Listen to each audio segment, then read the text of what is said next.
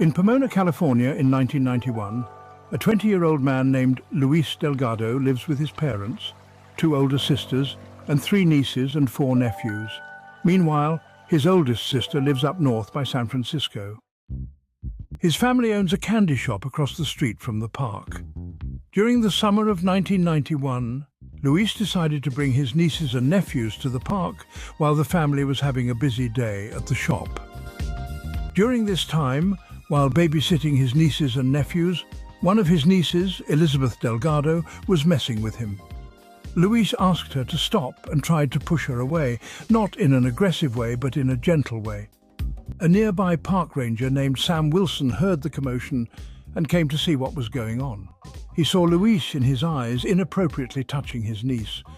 Soon he confronted Luis, asking about him and Elizabeth.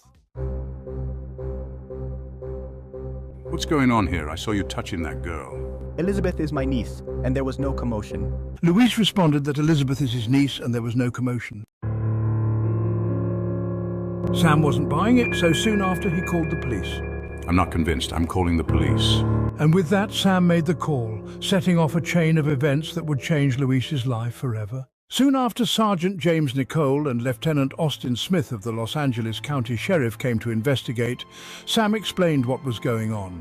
Luis, worried, used a payphone to call his dad. His father, Julio Delgado, came in to investigate and see what was happening.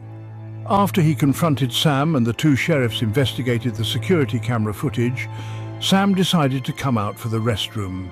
Hey, what's going on here? There was a scuffle and Luis, in his rage, began to beat up Sam Wilson. Soon the 2 sheriffs heard what was happening and arrested Luis. I didn't mean to. I just lost control. Luis, calm down. We'll sort this out. Luis went to jail for assault and spent 3 days there. After posting bond, the family hired an attorney. The lawyer, Michael Rex, told the family and Luis to relocate him for now as the investigation continued. The family found a solution and sent Luis up north in California, near San Francisco, to stay with his oldest sister, Maria Delgado. I don't want to leave home, but I understand. Don't worry, Luis. We'll get through this together. And so, Luis moved to San Francisco, hoping for some peace and clarity. While living with her, Maria taught Luis about poetry, something she loved to do in her free time. Maria, a student at the University of San Francisco studying to be a nurse, welcomed Luis into her home. Poetry can be a great escape, Luis. It helps me find peace. As Luis sank into a deep depression, Maria confronted him. I know the world isn't a perfect place, but you can make it better. We can make it better. After weeks had passed, Luis hugged his older sister and prepared to head back south for the trial. Thank you, Maria. I don't know what I would have done without you. Maria waved goodbye, and after closing the door, she broke down in tears and prayed that Luis would be found innocent. Please, let him be okay.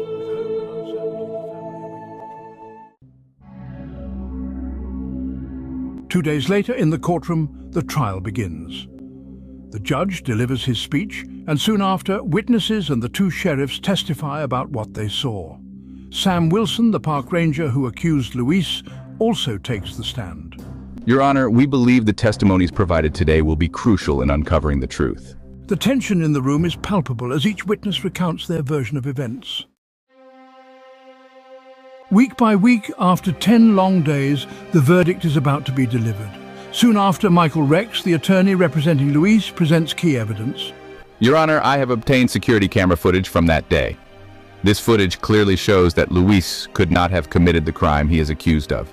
Michael Rex explains the footage in detail, making a compelling case for Luis's innocence. Luis Delgado would never do something like that. The evidence speaks for itself. After his explanation, the judge finds Luis Delgado not guilty. However, before anything else, the judge addresses the assault charges against Luis. Your Honor, we respectfully request that these charges also be reconsidered. Seconds later, Sam Wilson decides not to press charges against Luis for the assault.